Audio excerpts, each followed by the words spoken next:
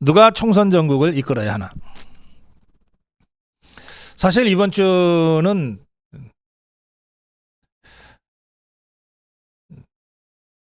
시작이 별로 좋지 않았습니다.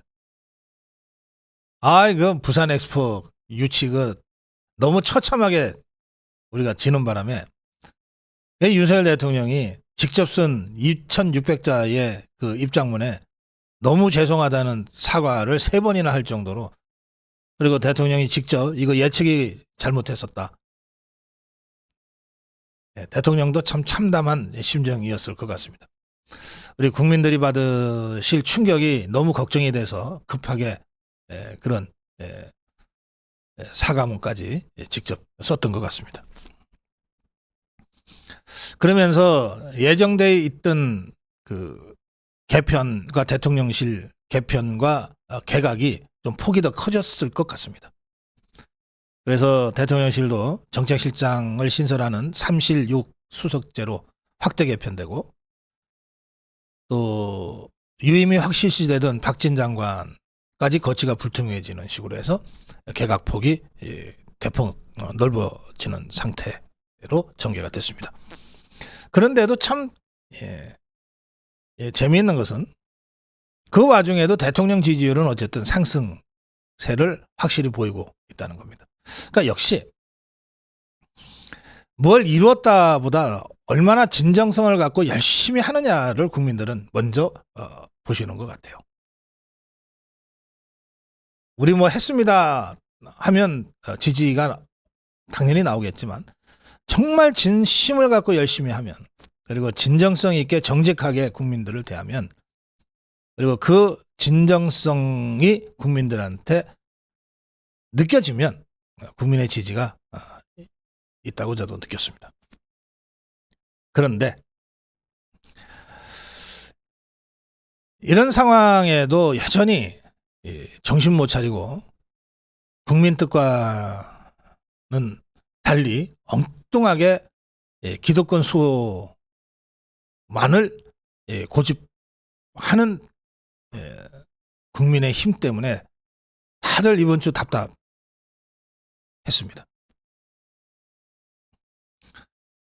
아마 제일 답답했던 사람이 인요한인 것 같아요. 차라리 나한테 공관위원장을 달라고 여의도 문법을 완전히 파괴하는 이런 발언까지 할 정도였고, 그러자마자 2시간 만에 싫다! 그리고 김기현이가 거부를 하고, 이게 무슨 뒷골목 애들 싸움하는 것도 아니고. 그래서 저는 솔직히 말씀드리면 대통령이 힘들게 벌어놓은 지지율 또 이것들이 까먹고 있나 하는 생각이 들어서 화가 많이 났습니다. 정말 지금 국민의힘 김기현과 인요한은 갈 때까지 간 상황이다, 이렇게 느껴집니다. 그런데 이게 참 그래요.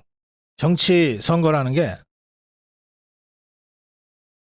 상대가 있다 보니까 우리 스스로 돌아보면 정말 한심한 상황이지만, 우리보다 더 한심한 게 저쪽에 벌어져 있으면 그래도 국민의힘이 좀 낫네 하는 생각을 국민들이 하시는 것 같아요. 저쪽 보세요. 저기 이재명이 쪽. 김영희가 유죄받은 거 굉장히 큰 사건입니다. 잠시 후에 우리 서정호 변호사와 함께 자세하게 살펴보겠습니다만, 김영희가 유죄받은 거 때문에 이재명은 이제 진짜 도망 못 갑니다. 언제 감옥에 가냐? 택일만 남았습니다. 또 울산 선거농단 사건 3년 10개월 만에 마침내 1심 유죄가 나왔는데, 이 유죄 내용을 쫙 보면 저건 문재인이도 어디 도망 못 갑니다. 임종석이 조국이 저 꼼짝만 합니다. 말하자면 저 종북 주사파들, 이재명이 문재인이 임종석이 조국이의 사법 리스크가 확 현실로 다가오고 있는 한 주였습니다. 이렇게 되니까 숨죽이면서 눈치 보고 있던 기름장어가 마침내 움직이기 시작했어요. 이낙연이가 불쑥 튀어나와가지고 거의 신당 만들 듯이 행보를 시작했습니다. 김정인이도 만나고. 이 저 기름장어 하지만 이 이낙연이가 그래서 좀채로 안 나서는데, 이게 나섰다는 뜻은 뭐냐면 계산 끝났다는 뜻이거든요. 아, 이거 이재명이 끝. 나밖에 없지.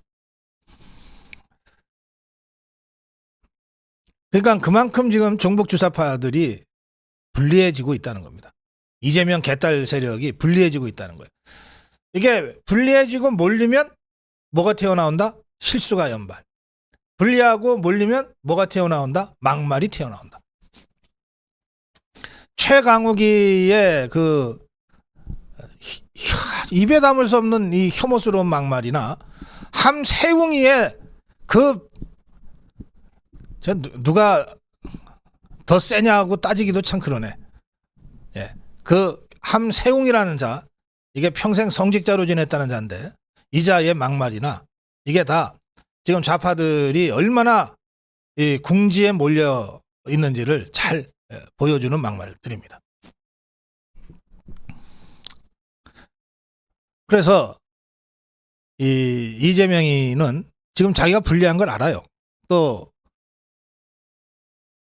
사법리스크가 계속해서 자기를 옥죄어오고 있다는 것도 알고, 그리고 저 이낙연이가 호시탐탐 노리다가 마침내 저 움직이기 시작했다는 것도 누구보다 잘 알지 않겠어요. 아마 잠을 거의 못 잘 거예요. 자다가도 감옥에 가는 꿈 그거 벌떡벌떡 일어날지 모르죠. 그러니까 이자가 이 모든 상황을 지난번에는 단식쇼 가지고서 돌파를 해냈는데 이제 다시 또 단식쇼 할 수도 없잖아요. 그래서 이동관 사태라고 하는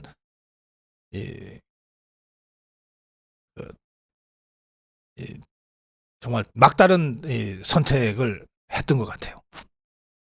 이동관 사태, 그리고 쌍특검, 윤석열 대통령과 김건희 여사를 노리는 쌍특검, 이걸 가지고서 전국 연말 전국을 완전히 뒤흔들어 버리자. 그래서 이재명 사법 리스크를 국민들이 다 잊어버릴 정도의 대형 게이트를 만들자. 김건희 게이트를 만들자. 이렇게 해서 지금 어제 이동관 탄핵, 그리고 이번 주 금요일 김건희 특검, 이걸 이제 밀어붙이려고 하고 있는 겁니다.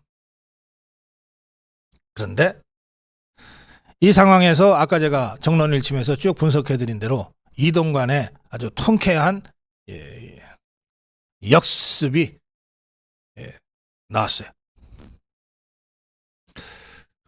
그래서 전국은 일순 다시 우리 자유파가 주도권을 잡는 형국이 돼버렸습니다. 저는 이 흐름에서 8일 날, 다음 주 8일 날, 이 흐름에서 다음 주 8일 날 김건희 특검이 통과가 되면 시간 지체하지 말고 바로 거부권 행사해버려야 된다. 어차피 매는 좀 맞을 건데 하루 이틀 맞고 그 다음 주가 되면 또 국면이 달라지니까. 지금 이 전국 시계가 굉장히 빠르게 움직이기 시작했기 때문에 뭐 어떤 이슈도 하루 이틀 더 이상 끌고 가지 못한 정도의 아주 빠른 흐름을 보이고 있으니까 정강석화와 같이 거부권 행사를 하고 묻어버려야 된다. 이렇게 제가 말씀을 계속 드리고 있습니다.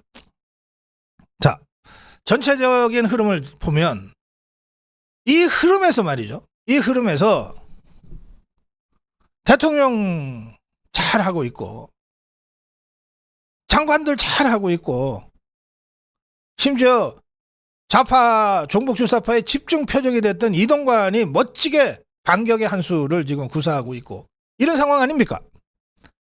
아, 여기에 당만 좀 받쳐주면 얼마나 좋아. 당만 좀 받쳐주면. 그런데 저 당이 저 한 줌도 안 되는 기득권 사수하려고 납작 엎드려서 미동도 안 하고 있는 저 김기현이, 장제원이, 주호영이 저런 자들 때문에 이 흐름 속에서 자꾸 걸림돌이 되고 있는 거예요. 그래서 저는 이제 더 이상 뭐 김기현이나 장제원이한테 뭐 별로 기대를 안 합니다.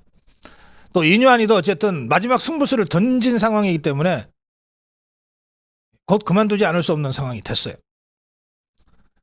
그런데 이 타이밍에 원희룡이 다음 주면은 장관을 그만두고 출사표를 던지게 돼 있습니다.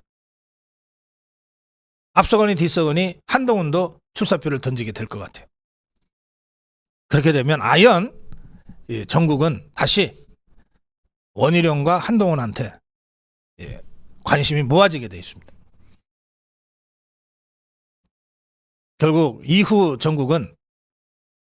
총선 전국은 원희룡, 한동훈, 한동훈, 원희룡 이 쌍두마차가 선거 주도권을 틀어쥐고 앞으로 달려가는, 그리고 그 한 줌도 안 되는 기득권 내 연연에서 납작 엎드려 있는 자들을 역사의 수레바퀴가 밟고 지나가 버리는 이런 거대한 폭풍 속으로 우리 자유파가 뛰어들어 가야 할 것이다. 그렇게 말씀드립니다. 고성국의 판이었습니다.